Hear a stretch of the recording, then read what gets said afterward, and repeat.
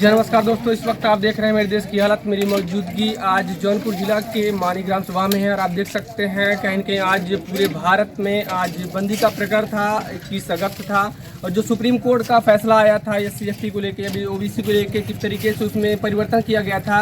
और लोग शायद कुछ वर्ग ऐसे हैं जिन्हें इससे कोई लेना देना नहीं, लेकिन कुछ वर्ग ऐसे हैं धरना के तहत और गलियों में, रोडों पर, चौराहे पर हर तरीके से अपने मांग को लेकर जायज़ तरीका जो शांतिपूर्ण रूप से कर रहे हैं।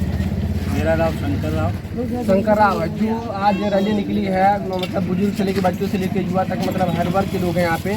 तो इसमें सिर्फ SC/ST के लोग ही हैं या फिर भारत के हर एक वर्ग के लोग हैं? इसमें जो है हमारे जो एक कार्यक्रम है उसके साथ हर वर्ग के लोग हैं और आरक्षण तथा भारतीय संविधान के समर्थन में है कि इसके साथ किसी प्रकार का कोई छेड़छाड़ नहीं होना है। तो इस जो सुप्रीम कोर्ट का आदेश आया था, इसमें परिवर्तन किया गया। इससे पहले वाला जो मतलब भारत के संविधान में दिया गया था, जो अधिकार दिया गया था, उससे छेड़छाड़ हुई है या फिर नया लागू किया गया है? और इसमें हमें तो यही लगता है कि जो सुप्रीम कोर्ट द्वारा आदेश पारित किए गए हैं, इसमें कन्फ्यूजन लग रहा है कि हमारे अधिकार के साथ कुछ उसमें विभेद है। समर्थन में तो हैं, लेकिन उसमें कुछ शंकाएं हैं कि हमारे जो बैकवर्ड अनुसूचित जात के लोग हैं उसमें 2 कैटेगरी बनाया गया है। हम उसका सुप्रीम कोर्ट के आदेश का जो है विरोध नहीं करते हैं, परंतु उसमें जो त्रुटियां हों उस पर विचार करके उसमें परिवर्तन लाया जाए, ताकि जो अनुसूचित जात हैं, जो बैकवर्ड हैं, उनके आरक्षण में किसी प्रकार का कोई गलतफहमी न है। तो इससे क्या लगता है, जो सुप्रीम कोर्ट का आदेश है, जो परिवर्तन किया, इससे क्या लगता है आप लोग की, मतलब आने वाले समय में जो हमारे आरक्षण के तहत छेड़छाड़ हो रही है, आने वाले भविष्य में मतलब उसको दबाया जा सकता है या फिर उससे अनहित होगा? भाई देखिए, इसमें जो है SC हो, बैकवर्ड हो या अल्पसंख्यक हो और जो है अन्य वर्गों में जो गरीब तबके के लोग हैं, उनके लिए आरक्षण का अधिकार दिया गया। आरक्षण एक आपके विकास का उचित माध्यम है। यदि आरक्षण न रहा होता तो बैकवर्ड, SC, अल्पसंख्यक, अन्य गरीब आपको जो है वो आगे नहीं बढ़ सकते थे, न ही विकास हो सकता था। यह भारतीय संविधान की एक प्रदत्त अधिकार है कि आप भारतीय संविधान के तहत अपना हक और अधिकार ले सकते हैं। तो हम आरक्षण और भारतीय संविधान के समर्थन में, ताकि वो बरकरार रहे, उसमें किसी प्रकार का तब्दील ना हो। तो और सबसे बड़ी बात यह है कि हर चौराहे पे देखा जा रहा है कहीं लोग साइलेंट मोड में हैं, तो कहीं 2-4 और 10-20-50 लोग के साथ जुलूस निकाला जा रहा है। तो क्या प्रशासन का भी इसमें भागीदारी है, वो साथ दे रही है किसी से, मतलब किस तरीके से, या फिर रुकावट आ रही है?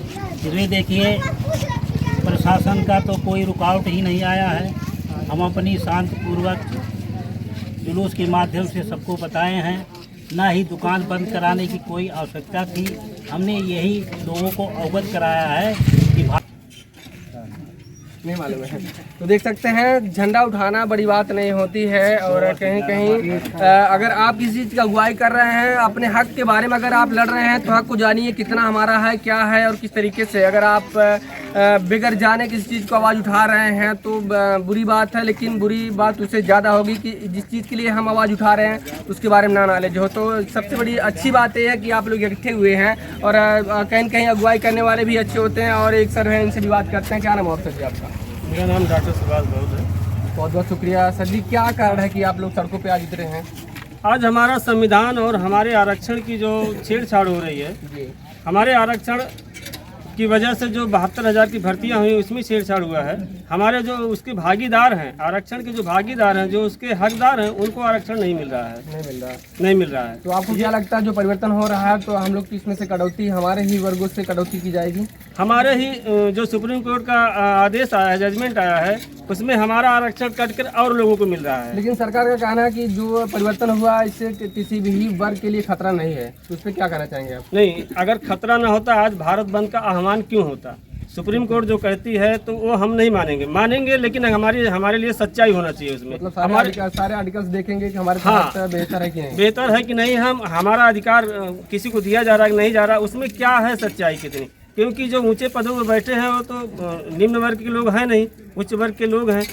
तो वो जितने लोग भी हैं वो गरीब को दबाना चाहते हैं। जो गरीब है गरीब रहे, अमीर है तो अमीर बनता चला जाए। इसलिए हम लोगों को एक संदेश देना चाहते हैं इस मार्च की वजह से कि आज 21 अगस्त को भारत बंद है और हम सबको जागरूक करना चाहते हैं कि आप अपने संविधान, अपने आरक्षण के प्रति सचेत रहिए, एकजुट हो जाइए, एकजुट होकर लड़िए, तभी आपको हक मिलेगा। अपने हक की लड़ाई को लड़ने के लिए हम लोगों को जागृत कर रहे हैं। बिल्कुल बिल्कुल।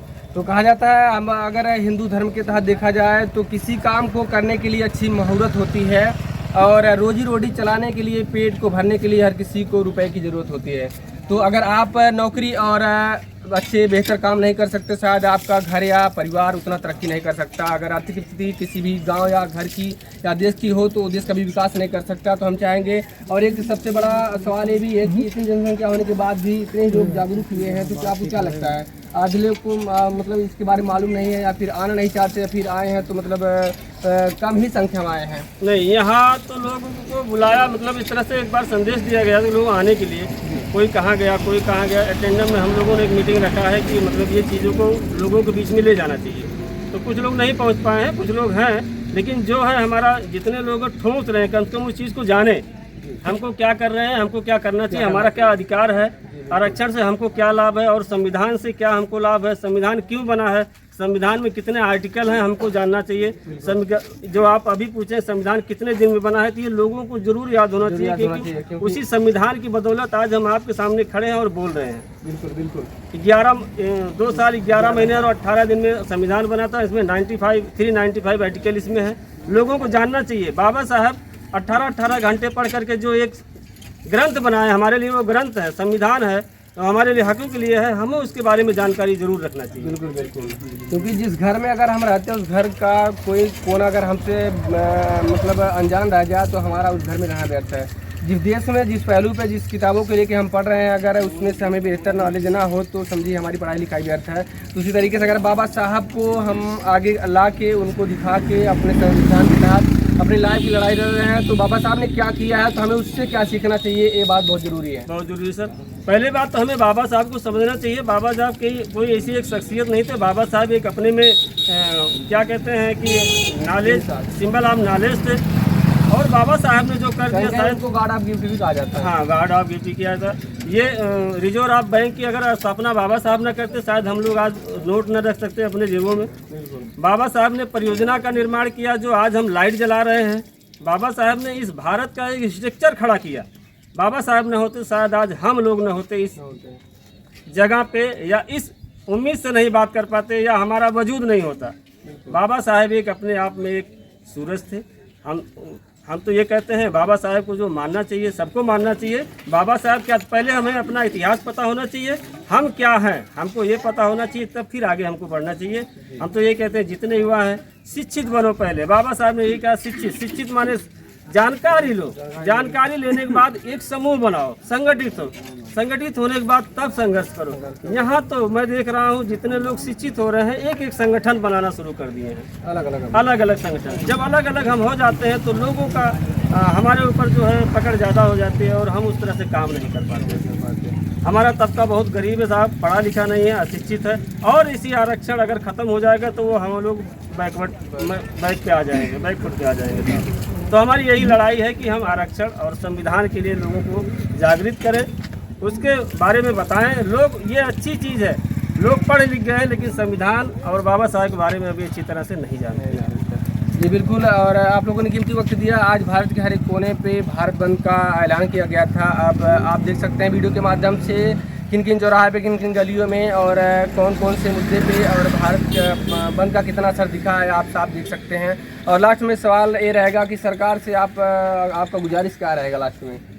सरकार से हमारी गुजारिश है कि हमारा कमेरा जो मित्र हैं, हमारे जो कमेरे लोग हैं, गरीब लोग हैं, उनको विशेष ध्यान दिया जाए, उनको हक को न मारा जाए। बिल्कुल 5 किलो राशन में बताइए कौन सा आदमी है जो 1 महीने खा सकता है, जब तक उसका रोजगार खत्म हो गया है। राशन के अलावा और कोई भी चाहिए होती है, बहुत सी चीज़ें हैं साहब। राशन के लिए बहुत सी चीज़ें, उनके लिए नौकरी चाहिए, उनके लिए जो है व्यवसाय चाहिए, उनके लिए एक कारखाना चाहिए। जो बाहर जाते हैं लोग कमाने के लिए, अपना बम्बई चले गए, कलकत्ता चले गए। अगर हमारा रोजगार यहाँ हमारे यूपी में बन जाए, सरकार एक कुछ ऐसा स्ट्रक्चर खड़ा करे, एक कारखाना खड़ा करे, तो हमारे यहाँ के लोग जो है बेरोजगार न हो। हम तो सरकार से यही मांग है कि हमारे लोग बेरोजगार ना हो, उनको एक जरिया दिया जाए कमाने का। तो अभी आप देख सकते हैं वीडियो के माध्यम से इन जुलूस वासियों का कहना है कि मतलब सरकार जो संशोधन कर रही है संविधान में, उसके तहत छेड़छाड़ न किया जाए। इससे हमारे देश का हर एक वर्ग के लिए कहीं न कहीं आने वाले समय में परेशानियां झेलनी पड़ सकती है। और पहले से हम लोग दबे थे, अगर इसमें परिवर्तन कर दिया गया तो शायद आने वाले समय और भी दब जाएंगे। थैंक यू सर, ये आपने बहुत अच्छी बात कही। मतलब एक आसरा होता है हमें कि जो है हम अगर कुछ करते हैं तो हमारा एक आरक्षण होता है, हम उस परिसीमन में कुछ काम कर जाते हैं। अगर हमारा कुछ मार्क्स वगैरह होता है तो हमारा उसमें जुड़ता है तो हम आगे निकल जाते हैं, क्योंकि हमें पहले से न शिक्षा दिया गया, न रोजगार दिया गया, न पढ़ने का हक दिया गया हमको, न बोलने का हक दिया गया। तो अब जब हमको हक मिला है तो हम धीरे धीरे उस और बढ़ने की कोशिश करते हैं। इसीलिए बाबा साहब ने हमको आरक्षण दिया है कि ये आपके हित के लिए है। अगर वही हमारा आरक्षण खत्म कर दिया जाएगा तो हमारे जितने भी नौजवान हैं बेरोजगार हो जाएंगे, शिक्षा से वंचित हो जाएंगे और हर चीज़ों से वो दुखी हो जाएंगे। तो बहुत बहुत शुक्रिया। हम चाहेंगे कि इस वीडियो को ज़्यादा शेयर किया जाए और क्या भारत बंदी से कितना असर पड़ा है और जो संशोधन कर रही सरकार इसमें क्या जायज़ है, कितना बेहतर है, कितना सही है, कितना गलत है, आप खुद कमेंट बॉक्स में बताइए। और ये आपका जो मतलब जो आपका भी अधिकार कहीं न कहीं है। अगर आपको लगता है कि इस वीडियो के माध्यम से आपको जागरूक होना चाहिए और युवाओं को जागरूक होना चाहिए, तो ज़रूर अपने कदम को आगे बढ़ाएं, ताकि हमारे भविष्य के लिए जो खतरा मंडरा रही है देश पे, और आपको लगता है कि खतरा हकीकत है, तो आप ज़रूर आवाज़ उठाएं, क्योंकि आपके एक कदम उठाने से शायद कहीं न कहीं हर एक जागरूकता जो फैलेगी आने वाले भविष्य में बेहतर साबित होगा। अगर वीडियो आपको बेहतर लगा तो मेरे चैनल लाइक से सब्सक्राइब करना ना भूलें। मिलते हैं किसी नेक्स्ट वीडियो में, तब तक के लिए नमस्कार दोस्तों, जय हिंद।